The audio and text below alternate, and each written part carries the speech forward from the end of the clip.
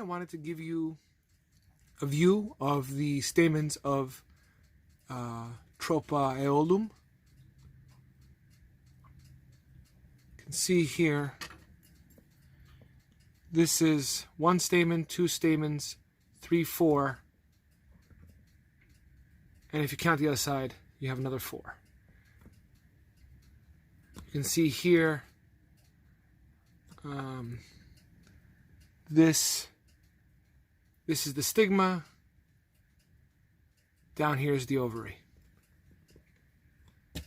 Here you can see the margins of the lower petals, which have these fuzzy things. I don't know what the purpose of them are.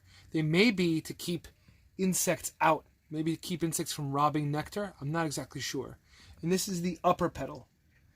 The 2 top petals and the 3 bottom petals form a zygomatic arrangement, which means that the flower is not evenly, it's not radially symmetrical. It's symmetrical on only one axis. This view here lets you appreciate the fuzzy margins of the lower petals and the smooth upper petals.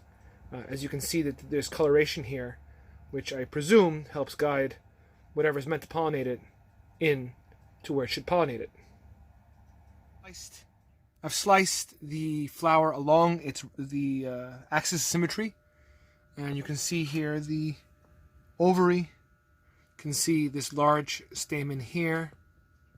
We got the andrecium. This view here allows you to imagine how this thing is pollinated. The insect, I should say probably the hummingbird, right, comes along and flies in and sticks its little beak and tongue way down back in here, rubbing its little chin on the pollen, on the anthers, which are sticking up.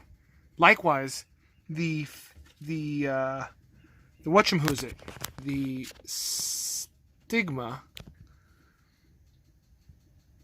sticks up.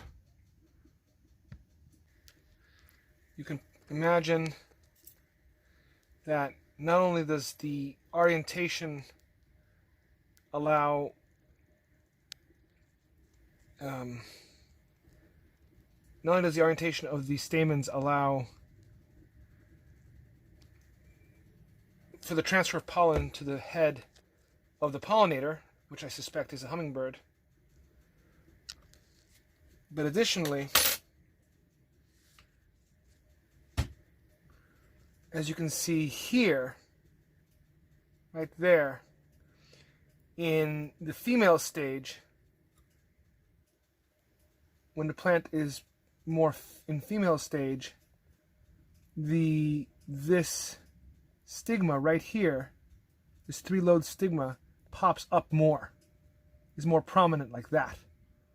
You can see at the back here the hole where the nectar collects.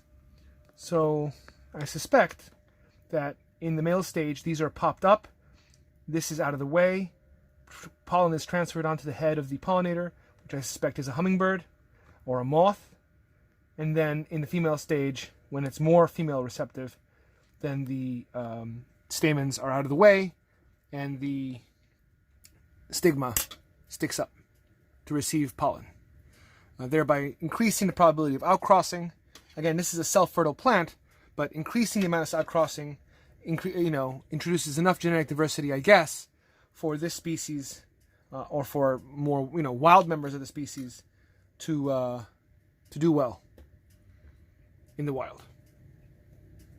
Okay, I'd like to make a couple of corrections from my video yesterday. I said that brassica typically has got 10 stamens, but clearly here you can see 6. So I don't know why I said that, but 6 stamens is what the brassicas I collected today have.